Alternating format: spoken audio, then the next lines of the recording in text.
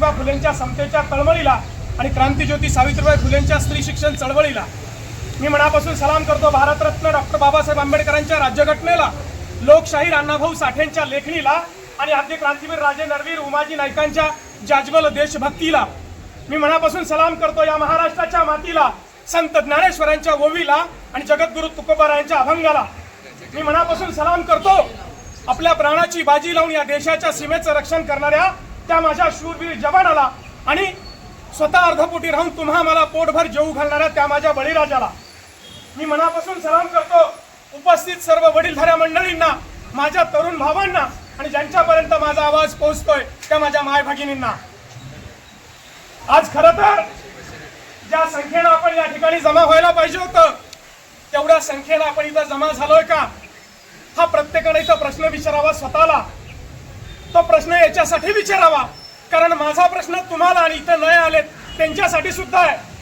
जो नीट परीक्षेचा घोटाळा झाला त्याचा फटका फक्त इथं उपस्थित आहेत त्यांच्याच मुलाबाळांना बसला का? जे भाजपमध्ये सत्तेत बसलेत, जे भाजपचे कार्यकर्ते आहेत, जे सत्ताधाऱ्यांचे लालघोटे आहेत, त्यांच्या मुलांना वेगळा न्याय आहे का? त्यांच्यासाठी नीट सोडून वेगळी परीक्षा आहे का? का त्यांना त्या परीक्षेचा पेपर मिळाला होता असा माझा त्यांना सवाल आहे.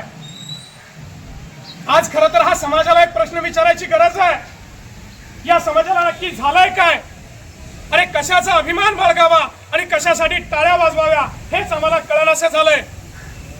आज दिवसा ढवळ्या न्याय विकला जातोय, सत्य फासावरती लटकवलं जातंय आणि आम्ही टाळ्या वाजवतोय भक्त बनून, त्यांचं कौतुक करतोय, घोषणा देतोय अंधभक्त बनून.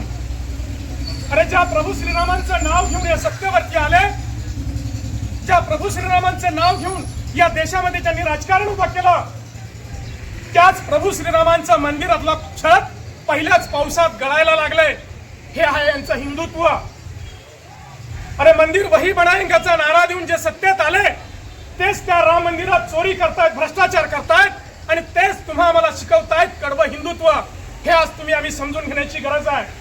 खरं तर प्रभू श्रीराम हे आमच्या आस्थेचं केंद्र आहे, आमच्या आस्थेचा विषय आहे, परंतु त्यांनी त्याला त्यांच्या राजकारणाचा अड्डा बनवला आणि हिंदुत्वाची मक्तेदारी बनवली.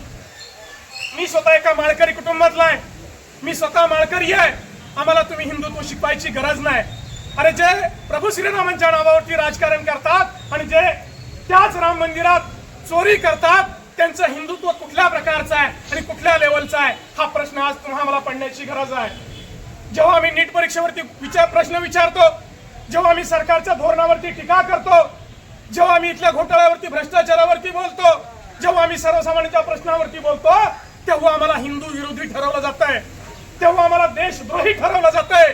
अरे हा देश म्हणजे तुमच्या बापाची जागिरी नाही, हा देश म्हणजे मोदी शहांचा नाही, हा देश म्हणजे भाजपचा नाही, हा देश we the people of India, हा लोकांचा देश आहे. अरे ज्या लोकांनी तुम्हाला डोक्यावरती घेतलंय ना, ज्या लोकांनी तुम्हाला डोक्यावरती घेतलंय ना तीच लोक तुम्हाला येणाऱ्या काळात पायाखाली घेतल्याशिवाय राहणार नाहीत. अरे ज्या निवडणूक आयोगाच्या बुरख्याखाली लपून तुम्ही निवडणुका जिंकताय, अरे ज्या निवडणूक आयोगाच्या मेहरबानीवरती तुम्ही आज सत्तेचा डाव मांडताय, तुम्ही काय महत्वाचा पट्टा घेऊन आलेला नाही. अरे जंतर मंतरवरती आमची पोरं कशासाठी बसलेत? अरे न्याय मागतेत, शांततेच्या मार्गाने, संविधानाने दिलेल्या मार्गाने मोर्चा काढला, त्या मोर्चावरती तुम्ही लाठी हल्ला केला. मोदी साहेब तुम्हाला एक प्रश्न आहे. 2014ला तुम्ही इथल्या तरुणांना एक आवाहन केलं होतं की तुमचं पहिलं मत या देशाच्या प्रगतीसाठी देणार का? अरे तुमचं पहिलं मत तुमचं भविष्य उज्ज्वल होण्यासाठी देणार का? अशी हात तुम्ही तरुणांना घातली होती, अशी साथ तुम्ही तरुणांना घातली होती. तरुणांनी तुम्हाला भरभरून मतदान केलं.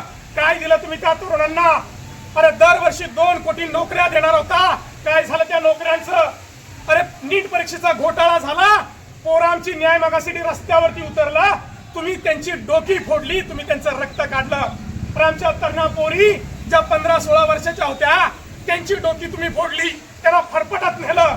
अरे बेटी बचाव आणि बेटी पढावचा नारा देता आणि आमच्या लेकी बाळींना ओरबडून खाता, त्यांच्या डोक्यात लाठ्या काठ्या घालता. अरे हे तुमचं हिंदुत्व आहे का? हा तुमचा राष्ट्रवाद आहे का? हे तुमचं राष्ट्रप्रेम आहे का? हा माझा त्यांना सवाल आहे.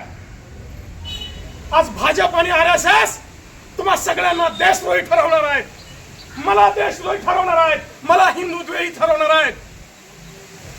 तुम्ही शांत बसणार का? हा माझा तुम्हाला सवाल आहे. हा देश तुमचा माझा आहे.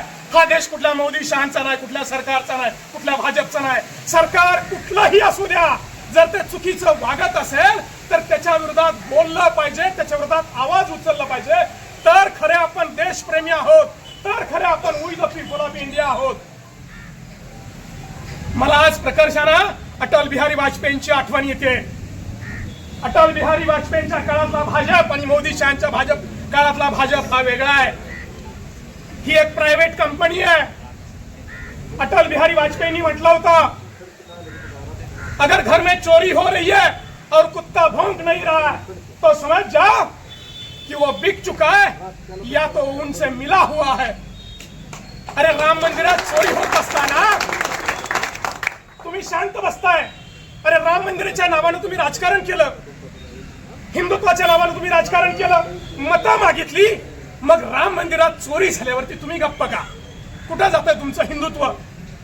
अरे मेक इन इंडियाचा नारा तुम्ही दिला, परंतु नीटचा पेपर लीक इन इंडिया झालाय, त्याच्यावर तुम्ही कधी बोलणार? अरे मेक इन इंडियाचा नारा दिला, पण मिसिंग बोगदा तो लीक झाला, त्याच्यावर तुम्ही कधी बोलणार आहे? अरे भ्रष्टाचारानं परिसीमा गाठल्या, तुम्ही त्याच्यावर कधी बोलणार आहे? अरे ज्या पोरांच्या डोक्यात तुम्ही लाठ्या घातल्या, ज्यांचं रक्त सांडलं तुम्ही, ज्या मुलीबाळींना तुम्ही ओरबडत नेलं, त्या हिंदू नाहीत का तुमच्या ह्याच्यात? तुमची हिंदुत्वाची व्याख्या काय आहे? अरे हिंदू आम्ही पण आहोत, हिंदू तुम्ही पण आहात. हिंदुत्व आम्हाला सर्वसमावेशकता शिकवतं. या देशात राहणारा प्रत्येक हिंदू आहे. जो द्वेष करत नाही तो हिंदू आहे, जो दुसऱ्या धर्माचा आदर करतो तो हिंदू आहे. हिंदू धर्म आम्हाला द्वेष करायला शिकवत नाही, हिंदू धर्म आम्हाला माणसं तोडायला शिकवत नाही, हिंदू धर्म आम्हाला माणूस जोडायला, माणूस की जपायला शिकवतो. ते खरं हिंदुत्व आहे. तुम्ही जे हिंदू सांगताय, हिंदुत्व सांगताय, ते बेगडी आहे. ते तुमचं हिंदुत्व मनुस्मृतीतलं हिंदुत्व आहे. आज आपण या सगळ्यांनी याच्यावर विचार करण्याची गरज आहे. आपला देश, आपलं राज्य कुठल्या दिशेने चाललंय? अरे कुठे नेऊन ठेवलाय महाराष्ट्र माझा, म्हणून तुम्ही सत्तेत आला. छत्रपतींचा आशीर्वाद घेऊन तुम्ही या महाराष्ट्रामध्ये, या देशामध्ये मतं मागितली. आज महाराष्ट्र माझा कुठं आहे, माझा देश कुठं आहे? अरे त्या तरुण पोरांचा आक्रोश तुम्हाला कळत नाही.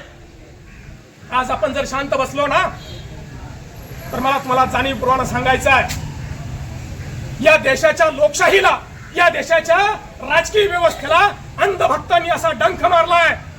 तो डंख इथलं संविधान खाऊन टाकेल, इथली लोकशाही संपवून टाकेल, इथली समता संपवून टाकेल आणि पुन्हा तुमच्यावरती गुलामगिरी लादली जाईल. हे तुम्हाला चालणार आहे का? एक सुजाण म्हणून, एक भारतीय म्हणून तुम्हाला चालणार आहे का?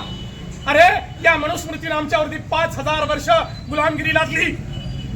पुन्हा आले इंग्रज, पुन्हा आले डच, पोर्तुगीज आले, त्यांनी आमच्यावर गुलामगिरी लादली.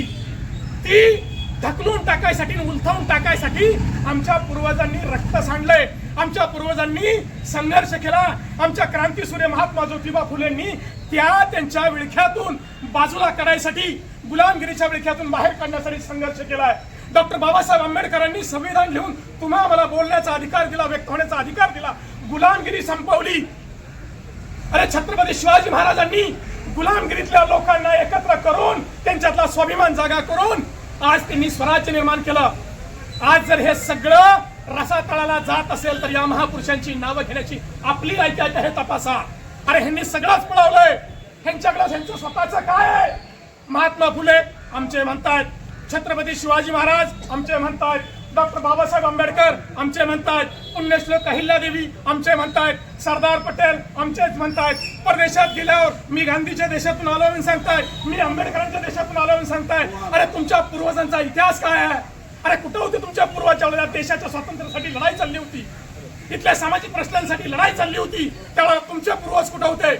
अरे ज्यांनी 2014 पर्यंत आपल्या मुख्यालयावरती तिरंगा फडकवला नाही, जे काळा ध्वज फडकवत होते, त्यांनी आम्हाला राष्ट्रभक्ती शिकवू नये आणि त्यांनी आम्हाला राष्ट्रभक्तीचे प्रमाणपत्र पण देऊ नये. पण त्यांनी तुम्हाला प्रमाणपत्र द्यायच्या अगोदर तुम्ही जागे व्हा, तुम्ही शंड होऊ नका, तुम्ही गुलामगिरीत जाऊ नका, अन्यथा पुन्हा पुढची येरा माझ्या मागल्या आणि ताकड्या चांगल्या पुन्हा गुलामगिरीचे दिवस येणार आहेत. तुमची शेती भाती राहणार नाही, तुमच्या आई बाबांची इज्जत राहणार नाही. तुम्ही आज रस्त्यावर येऊन मी इथं कोकलतोय, तुम्ही जमलाय. अरे तुमच्यावरती लाट्याकाट्या पडतील, तुम्हाला बोलायचा अधिकार नसेल, आमच्या स्त्रियांना शिकण्याचा अधिकार नसेल, बोलण्याचा अधिकार नसेल आणि मताचाही अधिकार नसेल. बसा बोंबलत. अरे एसआयच्या नावाखाली काय चाललंय आजपर्यंत? इथले सरकार, इथली व्यवस्था काय काम करत होती? तर या देशातल्या प्रत्येक नागरिकाला मतदानाचा अधिकार मिळाला पाहिजे. आज हे सरकार ठरवतंय की मतदानाचा अधिकार कुणाला द्यायचा, त्याच्यानंतर तुम्हाला ठरवतील. जर एकदा तुमचं नाव मतदार यादीतून काढलं तर तुम्हाला पाकिस्तानचा रस्ता हे दाखवतील. कारण तुम्ही भारताचे नागरिक नाहीत, तुम्ही मतदान देऊ शकत नाहीत. आपला देश अराजकतेकडे चाललाय, आपला देश हिंदू तालिबानकडे चाललाय. कोणी हिंदू नाही, पुन्हा मनुस्मृती असेल, त्यांच्या हिंदुत्वाच्या व्याख्यात तुमचं माझं स्थान. समजूत अक्षय प्रधान त्या शिक्षण मंत्र्यांचा आहे आणि आरवाची कोणीही घोषणा अजिबात देता कामा नये. लोकशाही मार्गाने आंदोलन आपलं चाललंय, त्याला कुठंही गालबोटचा प्रयत्न आपल्याकडून होता कामा नये. पोलीस प्रशासन सुद्धा कालच्यापासून आपल्याला चांगल्या विसरलेलं आहे. कुठेही गालबोट लागून तुमचे आयुष्य नुकसान होईल.